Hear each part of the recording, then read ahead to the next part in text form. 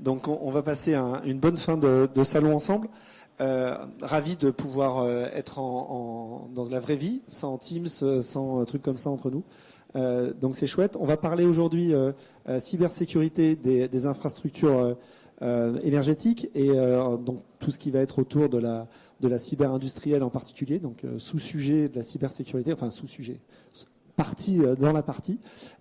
Pour en parler aujourd'hui, j'ai avec nous Bruno Chara qui est du CEA, qui va nous donner un éclairage spécifique sur toutes ces connaissances en matière d'infrastructure à très haut risque. Vincent Niquez de chez Stormshield, qui va pouvoir aussi nous éclairer sur ces sujets-là, mais plus dans une version autour des produits qui peuvent aider. Et Sébastien Lanaspez qui est chez Wavestone et donc avec plus un axe conseil. Je vous propose qu'on commence en parlant plutôt de la situation actuelle sur ce risque qui existe en matière de sécurité énergétique sur les infrastructures énergétiques. C'est quelque chose qui est réel. Est-ce qu'on peut prendre quelques exemples de ce qui se passe aujourd'hui pour bien visualiser ce risque-là? Notre objectif, c'est pas de vendre de la peur, c'est de voir qu'il y a plein de solutions, mais qu'il y a un risque qui est réel. Bruno, est-ce que vous voulez commencer avec un exemple que vous avez en tête sur... Ou Sébastien? Alors, Sébastien. Bon, alors je commence. Non, moi je voulais vous parler de l'exemple de Colonial Pipeline. Donc je ne sais pas si vous en avez entendu parler. Donc c'est une société qui exploite un pipeline dans tout le sud des États-Unis, enfin la côte est et le sud des États-Unis, et qui a été attaquée en mai 2021. Et l'attaque a conduit à l'arrêt de l'exploitation du pipeline. Alors cet exemple est intéressant pour plusieurs raisons. D'abord, c'est un exemple qui montre la porosité entre un écosystème IT et un écosystème OT, puisque de base, c'est une cyberattaque qui a eu lieu sur la partie bureautique et qui ensuite a débordé sur la partie industrielle et a finalement conduit à l'arrêt de l'installation. Ça, c'est le premier point qui est intéressant dans cet exemple. Et le deuxième point, c'est que c'est un exemple où on voit un lien entre les deux grandes menaces qui sont aujourd'hui, qui pèsent aujourd'hui sur les systèmes industriels et sur les systèmes énergétiques, des menaces de type financière avec des attaquants qui ont essayé d'obtenir un gain substantiel, et la présence des acteurs étatiques, puisque l'énergie est forcément stratégique pour un État. Et aujourd'hui, sur Colonial Pipeline, c'est pas encore très clair si l'attaquant avait un objectif financier réel. En tout cas, si l'attaquant l'a fait uniquement pour la rançon, l'impact a été tellement grave que c'est les États-Unis qui ont répondu et pas simplement la société. Donc voilà, c'est pour ça que cet exemple est pertinent pour ces deux points. Moi, je passe la main au suivant. Vincent, peut-être pour compléter du coup sur Colonial Pipeline, donc il y a eu effectivement un aspect financier. Il y avait 4 400 000 dollars qui ont été demandés du coup en rançon, et aujourd'hui les attaquants sont vraiment malins, puisqu'en final ils cherchent pas uniquement à chiffrer en fait les données et du coup les menacer du coup de ce chiffrement de données contre une rançon, mais en plus ils vont exfiltrer de la donnée. Là, je crois qu'ils avaient exfiltré 100 gigas de données critiques et menacé du coup Colonial Pipeline de diffuser en fait ces informations publiquement. Et donc ils avaient un moyen de pression supplémentaire en fait pour que l'industriel paye la note, quoi. Donc voilà. Et il y a eu un impact aussi assez fort au niveau des aéroports, parce qu'il y a eu une pénurie pendant à peu près une dizaine de jours. Donc il y a eu un impact assez fort aussi sur la population, parce qu'on n'a pas pu distribuer de l'énergie, du fuel en fait sur toute la côte est des États-Unis. Et donc voilà, impact sur les aéroports, impact à la pompe aussi, avec une augmentation des prix, ce genre de choses. Et une intervention du gouvernement américain. Oui. Donc dans ce cas-là, sur les énergéticiens, on voit que la limite entre l'acteur privé pur et l'intervention étatique est pas très nette.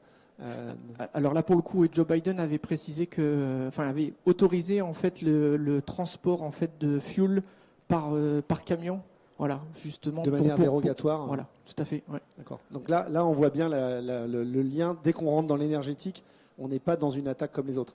Et donc on voulait parler de quelque chose d'actualité, hein, de l'Ukraine, bien sûr. On a une info, on va dire tout à fait récente, puisque vendredi on a eu une attaque cyber qui s'appelle Undestroyer 2, donc qui est arrivée vendredi en Ukraine sur justement le réseau électrique ukrainien, donc attaque revendiquée par les Russes, qui est a priori, alors là je garde des précautions en fait parce que l'attaque est toute récente et en plus on est sur un territoire de guerre, donc on n'a pas encore forcément l'ensemble des informations et en plus il y a un petit peu de manipulation aussi des médias, etc. Mais a priori donc une attaque qui en fait fait suite à une attaque qui a déjà été réalisée par les Russes contre l'Ukraine, qui était en 2016, donc qui était Undestroyer 1. En fait, on va dire que les Russes sont habitués d'attaquer les réseaux énergétiques, parce qu'il y avait déjà eu encore avant, en 2015, il y avait eu Black Energy, grosse attaque, donc et Undestroyer en 2016, qui avait plongé en fait Kiev pendant 1 heure ou 2 en fait en blackout total. Donc plus d'énergie. Donc plus d'énergie, ça veut dire, tout à l'heure on parlait de distribution de pétrole, on peut plus rien faire, plus de réseaux de télécommunications, plus d'hôpitaux, etc. Enfin voilà, je pense que c'est le plus gros impact qu'on pourrait avoir en fait sur un État. Et donc le retour de Undestroyer, donc sur les réseaux ukrainiens.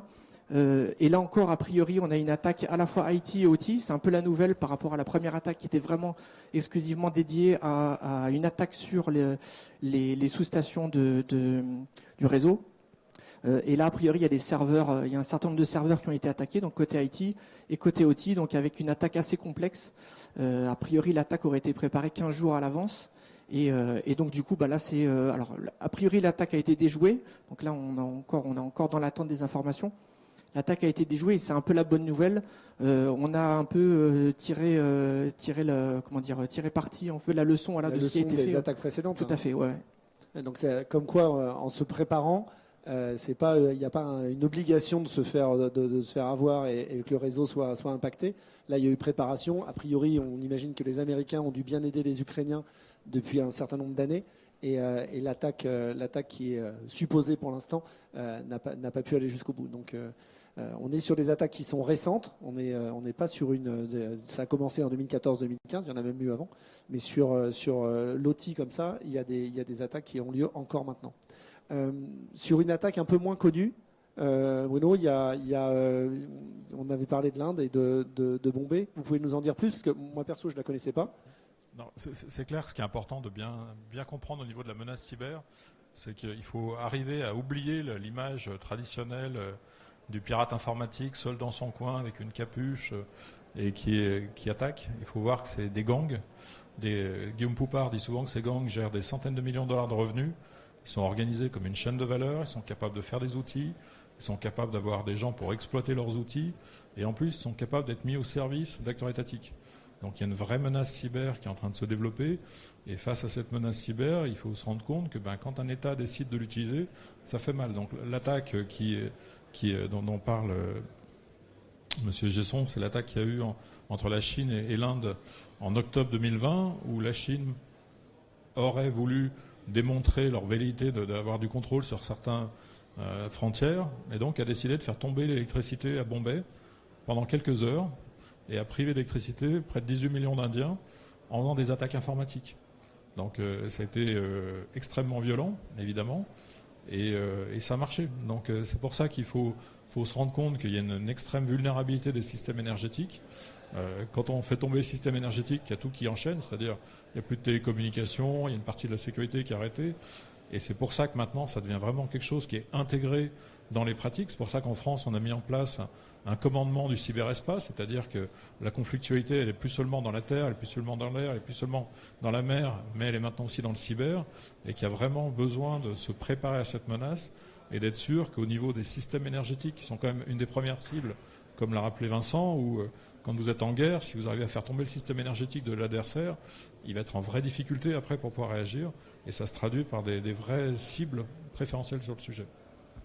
Est-ce que vous pensez tous les trois sur les trois affaires qu'on vient de mettre en avant, c'est pas aller jusqu'au bout, c'est des affaires qui étaient graves, mais dans l'exemple de Bombay, vous donnez l'impression que ça a été contrôlé en fait. Est-ce que c'est le cas? Est-ce que c'est plus un avertissement un test, comme en Ukraine, ou est-ce que c'est le fait qu'on ne peut pas faire des attaques qui soient vraiment globales, elles sont limitées à une partie du réseau?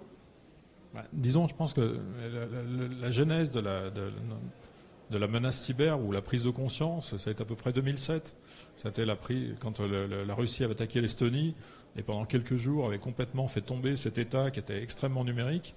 Et depuis, il y a vraiment une prise de conscience de cette menace. C'est pour ça qu'en France, dans le livre blanc de la défense de 2008, la menace cyber était identifiée comme une des 4 priorités.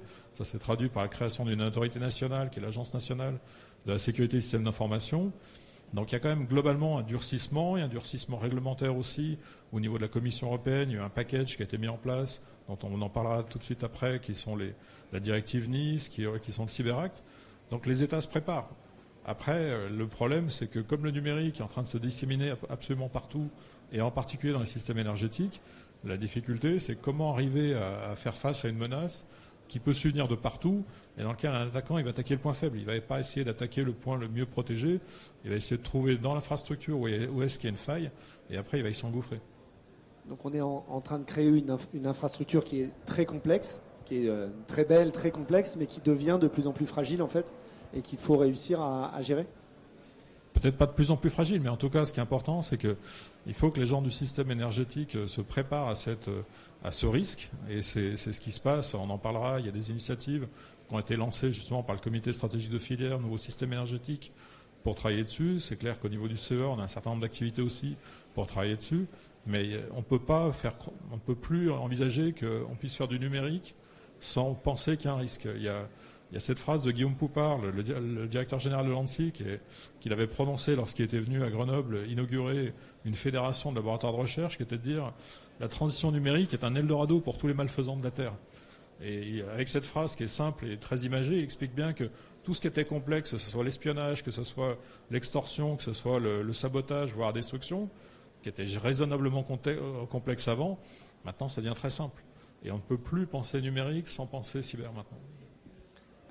Est-ce que on peut aller un petit peu plus loin sur le risque réel qui pèse sur les infrastructures énergétiques, d'une manière générale sur le côté industriel? Est-ce qu'on peut réussir à le qualifier de manière un petit peu plus précise, Sébastien, sur ce sujet-là?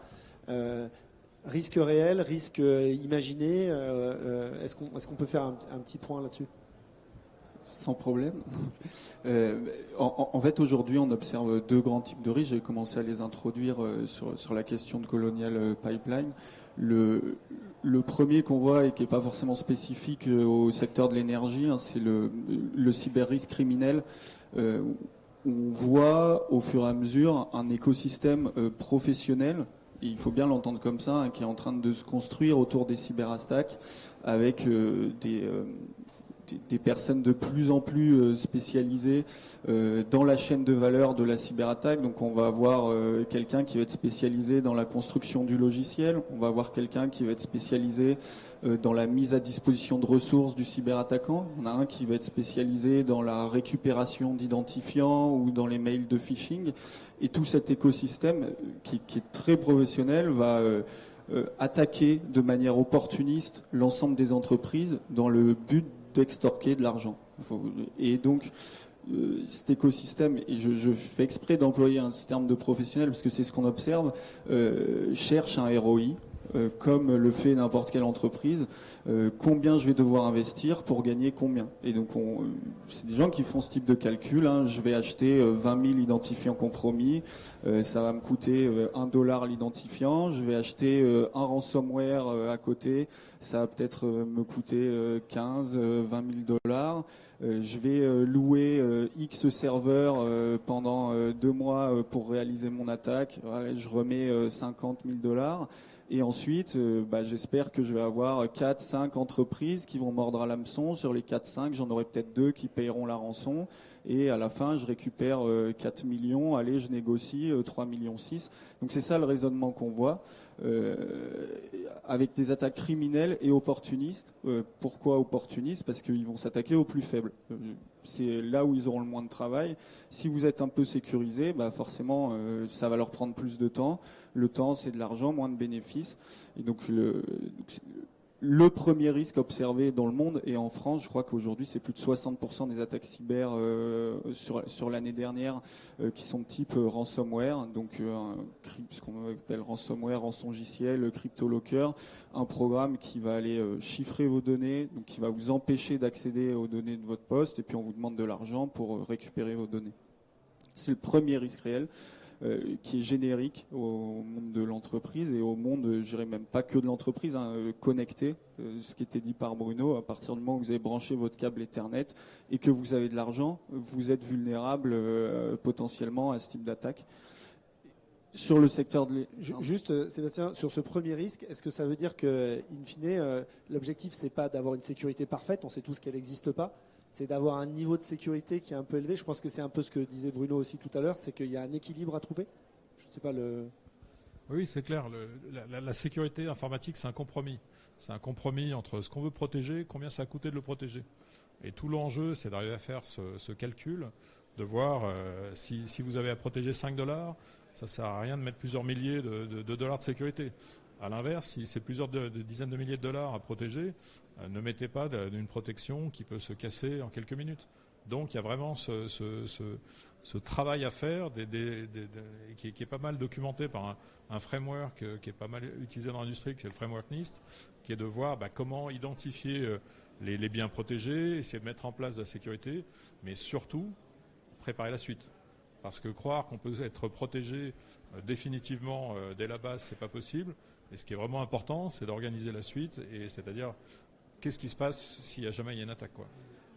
Là-dessus, peut-être pour rebondir sur les propos de Bruno, j'ai un exemple en tête en fait d'un industriel qui au moment de WannaCry, s'est pris du coup la grosse attaque mondiale WannaCry, s'est pris cette attaque sur un certain nombre d'usines en fait qu'il avait.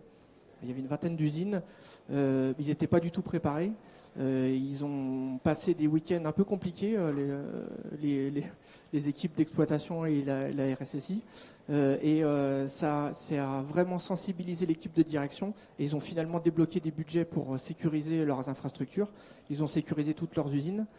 Et donc c'était une société qui a peu d'argent, donc ils n'ont pas eu trop de mal à débloquer le budget, et ils ont tout sécurisé. En fait, ils ont eu un programme de sécurisation globale sur 3 ans, et ils ont pris vraiment le sujet à bras le corps, et ils ont vraiment tout sécurisé. Donc là, on a un peu celui qui a subi la vraie attaque et qui veut vraiment maintenant plus que ça lui arrive. Et puis on a aussi des industriels, j'en connais dans l'énergie, qui vont le faire petit à petit en fait, et qui vont planifier, parce que trouver des budgets, des lignes budgétaires là où il n'y en avait pas avant, c'est pas toujours évident. Donc là, l'idée, c'est aussi de monter les marches petit à petit. Et il y a des moyens de sécurisation qui se font. Il faut d'abord passer par un audit, il faut commencer par cartographier son système d'information, etc. Ils mettent des fonctions de sécurité, il y a de l'organisationnel. Et ça peut se faire aussi petit à petit. Donc il ne faut pas avoir peur et se dire, OK, je ne vais pas sécuriser parce que ça me paraît être un gouffre et j'ai de toute façon pas les moyens. On peut le faire petit à petit. Step by step et une option. Et là, je voudrais rebondir dessus. On parle un peu de façon un peu clinique des cyberattaques comme quelque chose qui arrive, et puis quand ça arrive, on réagit. Je ne peux que vous inciter à essayer de rencontrer des gens qui ont été confrontés à des cyberattaques pour voir la violence de ce que c'est quand votre entreprise ou votre collectivité elle est attaquée et que vous vous retrouvez à ne plus pouvoir livrer un service. Si c'est une PME, dans 80% des cas, elle s'en remet pas, faut quand même le dire. Mais pour une collectivité, c'est d'une violence inouïe. On en a rencontré pas mal côté CEA. Les gens, 2 à 3 ans après, ne sont toujours pas remis. Il ne faut pas croire que c'est quelque chose qui arrive et que c'est du business as usual. Après, c'est tellement violent de se retrouver démuni avec l'impossibilité de faire sa mission qu'il y a des gens qui le vivent, mais très très très mal. Humainement, pas que techniquement. C'est vraiment quelque chose dont on se souvient. On était en train d'évoquer ce premier risque, Sébastien. Juste avant d'attaquer la deuxième portion, on parlait d'un exemple tout à l'heure où il y avait une vision du risque, d'un risque réel par rapport à un risque présumé. Est-ce que, sans citer le nom de l'entreprise, tu peux donner cet exemple-là? Parce que je trouve que c'est intéressant de voir que la réalité du risque, ça demande à définir, c'est un boulot, quoi. On échangeait effectivement donc avant la conférence sur le fait que dans l'industrie en général et l'énergie forcément en particulier, il y avait eu une certaine prise de conscience sur les questions de PCA et de PRA, donc plan de continuité et de reprise d'activité, donc sur lesquels on pouvait s'appuyer. Et donc j'ai l'exemple d'un client qui exploite des autoroutes avec qui j'ai échangé il y a 3 semaines sur la question de PCA, PRA, et qui expliquait qu'en fait ils avaient pris en considération la situation où le siège social subirait une attaque terroriste pour savoir comment est-ce qu'ils continueraient d'exploiter le péage et que l'activité s'arrête pas, qu'on est allé loin, mais le ransomware n'existe pas, quoi. Alors qu'aujourd'hui, si vous regardez en France l'année dernière combien il y a eu d'attaques terroristes sur un siège social et combien il y a eu d'attaques ransomware sur des entreprises, on n'est pas du tout dans les mêmes proportions. Donc c'est ça aussi qu'on veut dire par rapport au risque réel, c'est que il faut se mettre face à des notions de statistiques, très clairement, et l'attaque ransomware est statistiquement aujourd'hui une des crises les plus probables qu'on constate pour les entreprises. Donc Sébastien, je t'ai coupé. Donc il y avait le premier risque, qui était le risque opportuniste, et donc le second. Et le second, donc on a commencé à toucher du doigt, qui est le risque étatique. Donc forcément, l'énergie est un secteur stratégique pour les États. On le voit encore plus avec la crise en Ukraine. Je pense que l'exemple était assez parlant, hein. Ce qu'on pouvait faire avant par une attaque aérienne, je vais aller bombarder une centrale pour couper une région, aujourd'hui je peux le faire au chaud depuis chez moi avec un ordinateur pour essayer d'aller déstabiliser en profondeur un pays et pas forcément avoir cette notion de gain. Donc c'est un risque, et je pense beaucoup plus complexe à adresser, parce que vous n'avez pas la même typologie d'attaquants, pas la même typologie de moyens en face de vous. Il faut en avoir conscience que ça existe. Il faut aussi avoir conscience de comment vous pouvez vous faire accompagner. Donc Bruno avait commencé à introduire en parlant de l'ANSSI, donc l'Agence nationale de sécurité des systèmes d'information, qui est l'agence française qui publie un certain nombre de normes, de certifications sur laquelle vous pouvez vous faire appuyer aussi, qui peut vous appuyer en cas de crise. Il y a un certain nombre d'initiatives après qui sont prises, mais sur le second risque réel.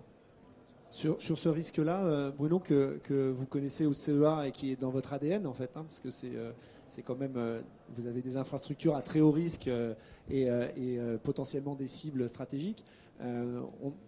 C'est difficile de se protéger quand on est attaqué par un État, mais vous êtes la preuve que culturellement, techniquement, on peut avancer là-dessus quand on travaille depuis longtemps sur le sujet. C'est clair que la particularité du CEA, c'est d'être à la fois un acteur qui est concerné par une cybersécurité très opérationnelle, parce que, comme vous l'avez rappelé, on a des infrastructures nucléaires, on doit sécuriser chaque jour 30 000 postes qui traitent des informations qui vont du sensible au classifié, parce que certaines directions du CEA font les têtes nucléaires. Donc, vous pouvez imaginer que là, on est vraiment au plus haut niveau de secret défense. Et toute cette activité de cybersécurité opérationnelle arrive à nourrir une réflexion de recherche technologique pour justement essayer de travailler sur les besoins futurs.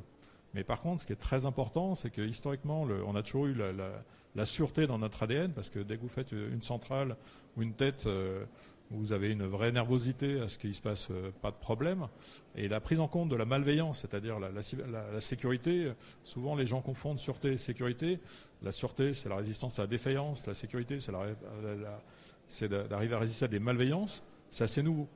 Et c'est pas du tout simple de l'envisager, parce que savoir arriver à maîtriser un processus, arriver à maîtriser la façon de former les gens pour faire un processus, on peut l'imaginer. Savoir comment quelqu'un va essayer de détourner une technologie, détourner un objet, détourner quelque chose pour arriver à faire mal, ça nécessite une autre façon de penser.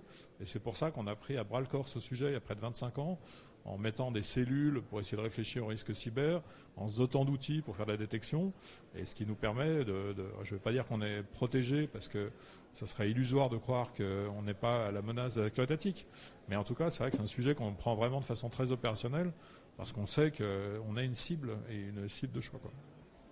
Et par rapport à cette notion du tout le monde n'est pas le CEA et n'a pas les mêmes risques, versus une petite entreprise dans le domaine énergétique, est-ce que je peux vous demander, Bruno, de raconter la blague de l'ANSSI pour essayer de faire comprendre à tout le monde que que quand on est une entreprise, l'objectif c'est pas d'être au top, mais que c'est de se positionner. Ouais, comme l'a parfaitement expliqué Sébastien avant, il faut bien voir que la cyber qui est entre guillemets criminelle, c'est-à-dire fait par des gens qui sont à la recherche d'un retour sur investissement, qui ont vraiment une logique économique, c'est de trouver les cibles faibles.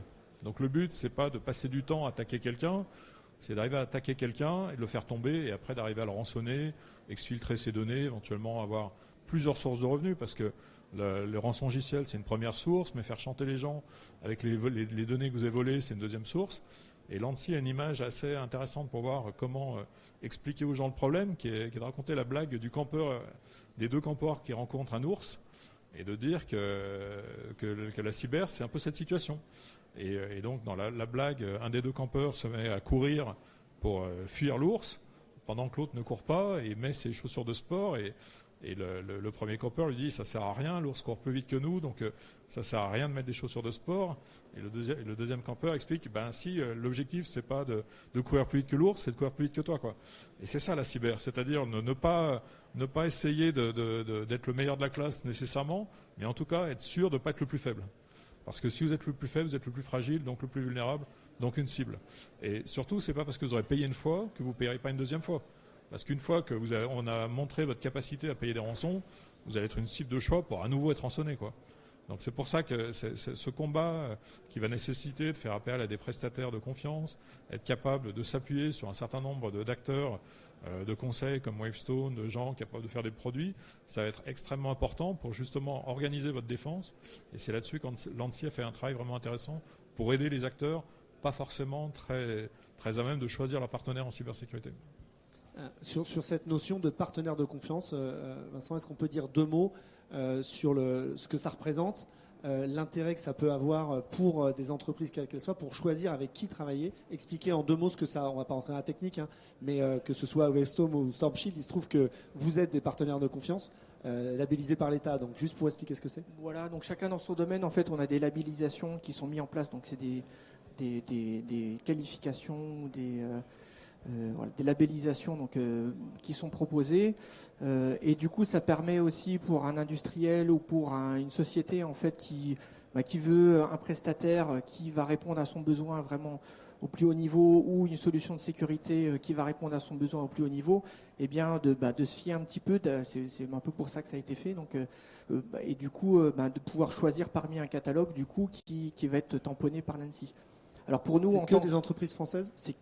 Alors la plupart du temps, mais c'est pas forcément tout le temps des françaises. Après, par exemple, moi je peux parler sur l'aspect, on est éditeur de solutions de cybersécurité, donc je peux parler de ce sujet-là. On est une société française, on qualifie notre produit.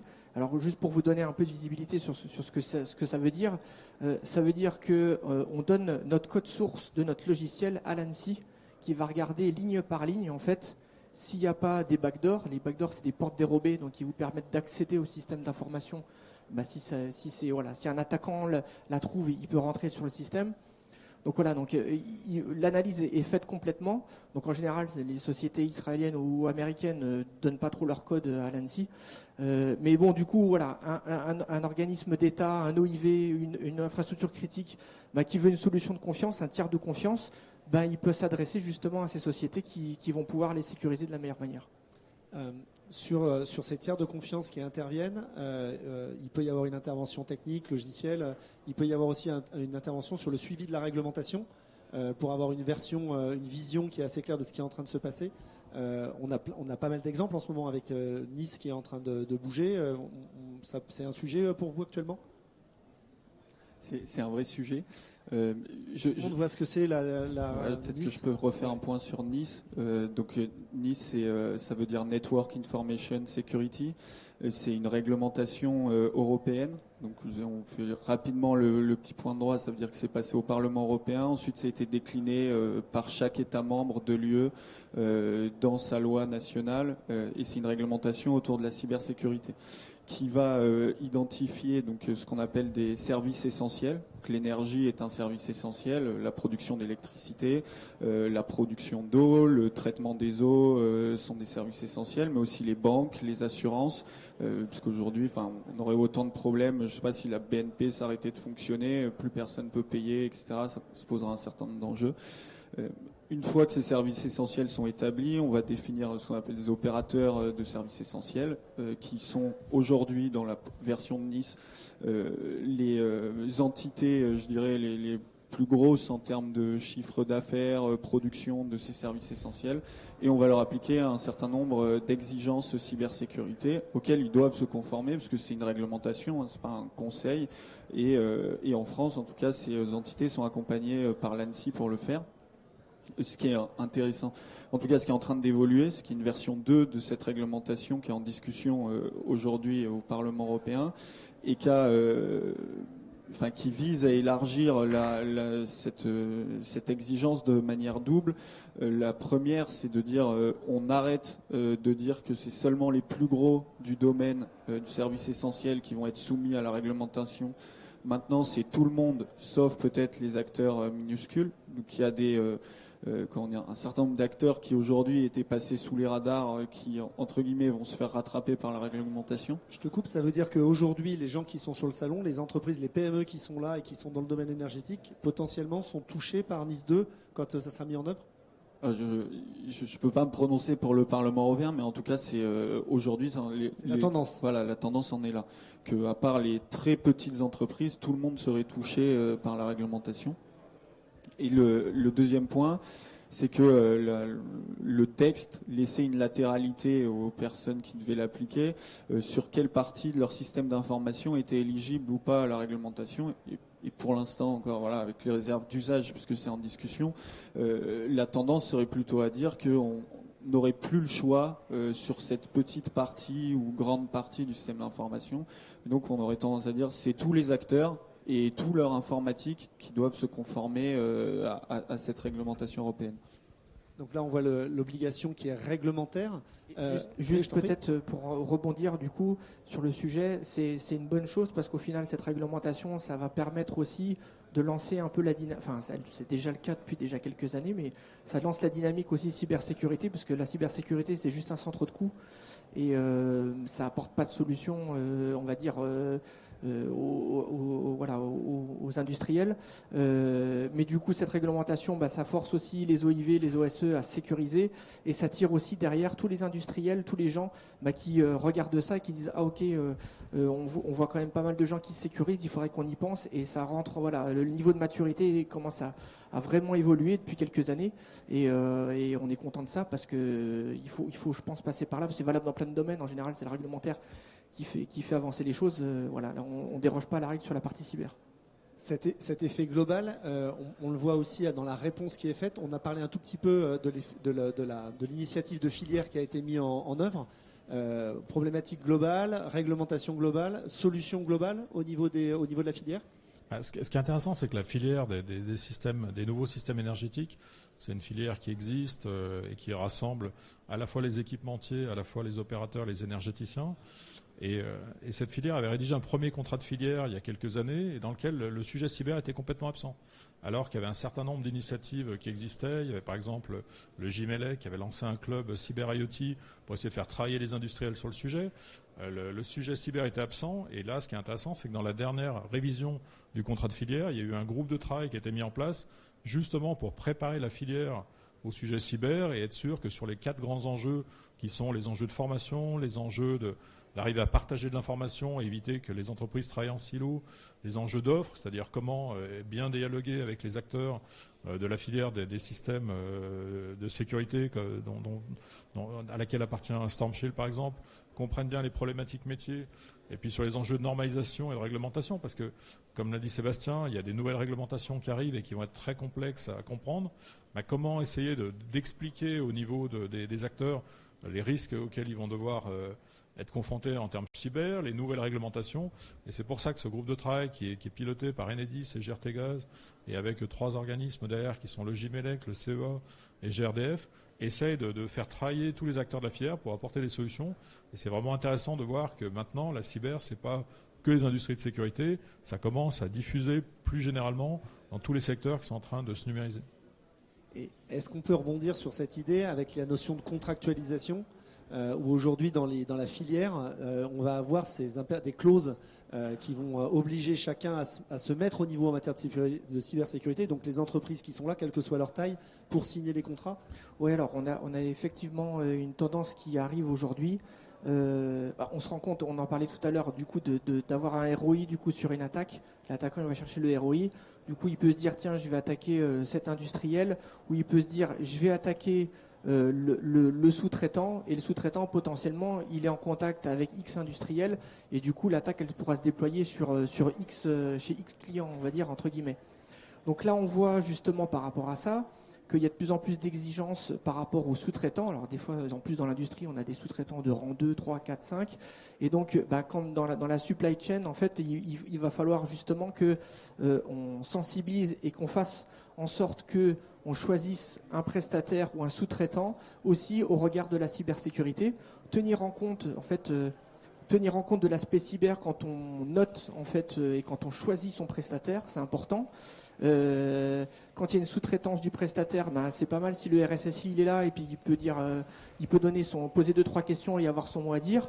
Il y a un aspect contractualisation, on en discutait tout à l'heure, on voit de plus en plus d'industriels qui se retrouvent, des sous-traitants qui se retrouvent à devoir contractualiser, qui ont le donneur d'ordre en fait qui leur demande de contractualiser des aspects cyber sur des aspects organisationnels, sur des fonctions de sécurité, voilà. Et donc du coup, c'est important de prendre ça en compte. Et du coup, voilà. C'est une structure de coût comme on le disait tout à l'heure, mais c'est aussi un impératif si maintenant on veut récupérer des contrats, si on va avoir une activité globale. Tout à l'heure, on évoquait, Sébastien, un exemple que tu as vécu la semaine dernière, que je trouve qui est assez parlant là-dessus. Oui, c'est Wavestone a fait partie des sociétés qui ont beaucoup poussé pour qu'il y ait des clauses cyber dans les contrats. Et aujourd'hui, je travaille sur une mission où c'est un peu l'effet rebond, entre guillemets, où on travaille pour un fournisseur d'équipements industriels qui a besoin qu'on accompagne ses commerciaux pour qu'ils comprennent et qu'ils arrivent à capter les risques derrière les clauses cyber qui sont demandées par leurs clients. Puisque maintenant, il y a un très grand nombre de clients qui vont introduire des clauses cyber qui sont trop facilement acceptées par les commerciaux de cet équipementier, qui peut exposer l'équipementier soit à des grands risques financiers, soit à de la complexité. Et donc, voilà, on arrive à quand même à un point de maturité où maintenant, le sujet existe et le sujet est sur la table des commerciaux et devient vraiment un enjeu de comment est-ce que je rassure, comment je vais récupérer mon contrat et aussi comment je vends un contrat correct avec des exigences que je suis capable de réaliser et qui vont pas faire que je gagne pas d'argent. Et des pénalités associées aussi.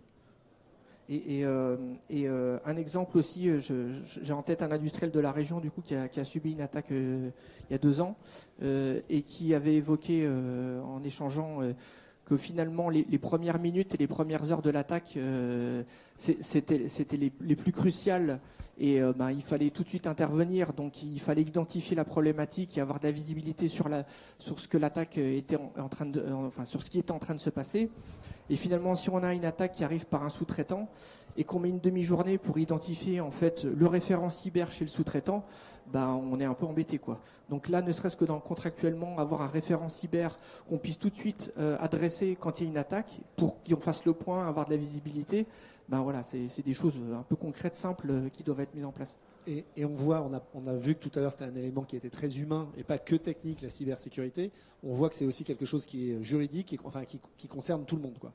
Donc on a parlé un petit peu de la menace en général, du risque. Tout à l'heure, Bruno, vous faisiez la remarque que même le CEA ne pouvait pas dire que le risque zéro n'existait pas. Évidemment que non. Et puis ça serait une provocation. Donc surtout, il ne faut pas aller dans ce sens-là. La résilience, c'est un sujet dont on parle beaucoup. Comment on imagine la résilience au niveau du CEA pour préparer, mais en trouvant cet équilibre entre se protéger, mais se dire que même si on se protège, le risque est toujours là? On peut souvent représenter la résilience un peu comme le 3e étage d'une fusée. La première fusée, le premier étage auquel tous les industriels ont été confrontés dans les années 70-80, c'était la sûreté. C'est-à-dire être sûr que quand ils faisaient quelque chose, ça allait fonctionner correctement. Puis depuis les années 2000, c'est la cybersécurité, c'est-à-dire être sûr que quelqu'un va pas détourner ce qu'ils ont pensé. Et là, on rentre dans l'ère de la résilience, c'est-à-dire des chocs. Et des chocs violents, alors certains qui viennent de la cyber, parce que quand vous paralysez un système énergétique, il faut éviter que l'usine explose, mais ça peut être aussi d'autres chocs qui sont dus à des crises sanitaires. Et ça, c'est un nouveau défi en termes d'organisation des entreprises, parce qu'il faut arriver à se dire comment arriver à détecter qu'il se passe quelque chose de pas normal, et comment faire que si on tombe pas trop mal, quoi. Parce que c'est ça quand même, l'exemple que donnait Vincent, il est tout à fait réel. Les entreprises, il y en a certaines qui ne sont pas prêtes du tout à des attaques cyber, et quand elles sont attaquées, elles peuvent mettre plusieurs mois à repartir.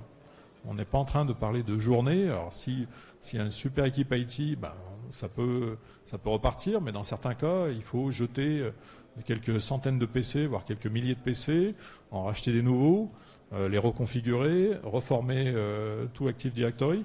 Donc on est en train de parler de problèmes qui sont très sérieux. Et quand c'est comme ça, comment continuer à fonctionner? Et c'est là qu'il y a vraiment une culture de la résilience à mettre en œuvre, qui est assez nouvelle, parce que pour l'instant, c'est pas du tout. On est plutôt dans le dogme du secure by design. On a fait un château et il va rien nous arriver. On n'est pas du tout dans l'idée qu'il va nous arriver quelque chose et que s'il nous arrive quelque chose, on va être capable de réagir. Et ça, c'est vraiment un nouveau dogme qui est important à prendre en compte. Donc tomber peut-être, mais pas trop bas, quoi. Et se relever bien sûr vite si on peut. On évoquait les PRA tout à l'heure. Est-ce que les PRA, est-ce que c'est un élément important et est-ce qu'ils sont réfléchis toujours en lien avec le risque cyber? Alors pas toujours. Alors le PRA, donc c'est le plan de reprise d'activité. Ça permet, c'est ni plus ni moins en fait que des processus ou des procédures organisationnelles, techniques, sécurité, qui vont vous permettre en fait une fois qu'on a été attaqué, en fait de faire repartir de reconstruire votre système d'information, donc de remonter les serveurs, remonter les applications, et donc du coup, ça il faut le penser en amont.